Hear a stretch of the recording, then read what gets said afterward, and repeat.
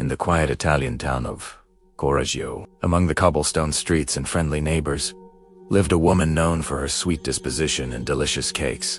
But behind the gentle facade of Leonarda Cianciulli, a dark and twisted maternal love was curdling into a series of horrific acts. She would become infamous, not for her pastries, but for the gruesome ingredients she used.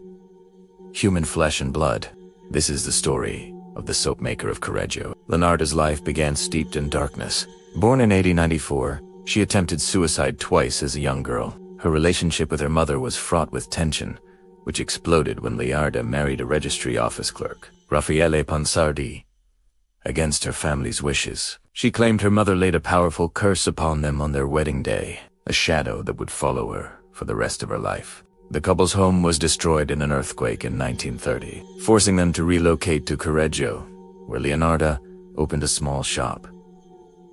Her life seemed to be a catalog of tragedies. She was pregnant 17 times, but lost 13 of her children to miscarriages or early deaths. This immense loss fed a deep-seated paranoia, which was amplified by a visit to a fortune teller.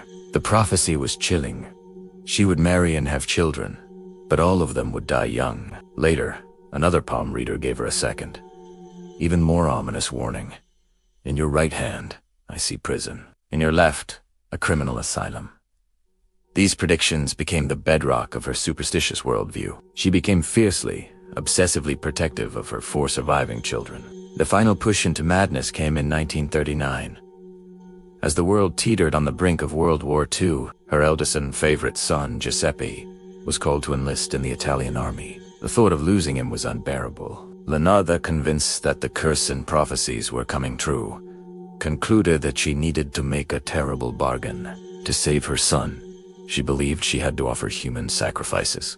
Her victims were 3 lonely, middle-aged women from her neighborhood, women who trusted her completely. The first to be chosen was Faustina Setti, a 73-year-old spinster desperate for companionship. Leonarda promised her a husband in another town, a perfect escape from her lonely life. She instructed Faustina to sell all her belongings and to write a series of postcards to be mailed from her destination, creating the illusion that she had simply moved away. On the day of her supposed departure, Faustina visited Leonarda for a final farewell. Leonarda served her drugged wine. Once the old woman was unconscious, she killed her with an axe and dragged the body into a closet.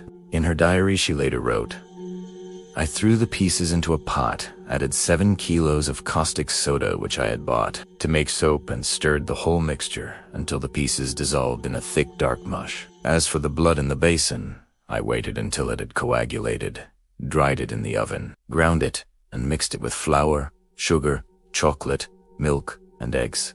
I made lots of crunchy tea cakes and served them to the ladies who came to visit." Next was Francesca Sovi. This time, the lure was a teaching position in Piacenza, just like Faustina.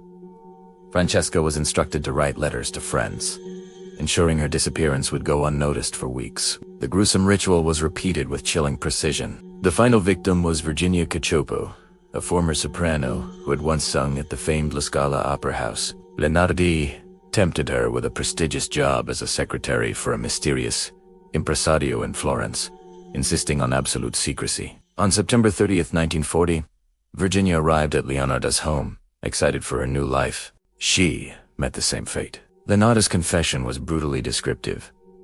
She ended up in the pot, like the other 2. Her flesh was fat and white.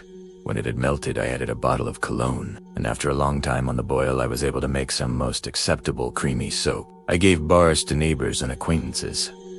But Leonarda's careful planning finally failed. Virginia Cacioppo's sister-in-law, who had seen Virginia enter Leonarda's house on the day she vanished, grew deeply suspicious. She reported her concerns to the police in Reggio Emilia, who launched an investigation. The trail of missing women and financial transactions led them directly to the door of the friendly neighborhood shopkeeper. During her trial, Leonarda was unrepentant, confessing to every detail with a disturbing sense of justification. She claimed she had to give blood for blood to protect her son. While the prosecution argued she was motivated by greed, Leonarda insisted her motive was a twisted form of maternal love. She was found guilty and sentenced to 30 years in prison and 3 years in a criminal asylum. Leonarda Cianciulli died of a cerebral hemorrhage in 1970 in the women's criminal asylum in Pozzuoli. Her tools, including the pot in which she boiled her victims, are still on display at the Criminological Museum in Rome, a grotesque testament to one of history's most bizarre and horrifying serial killers.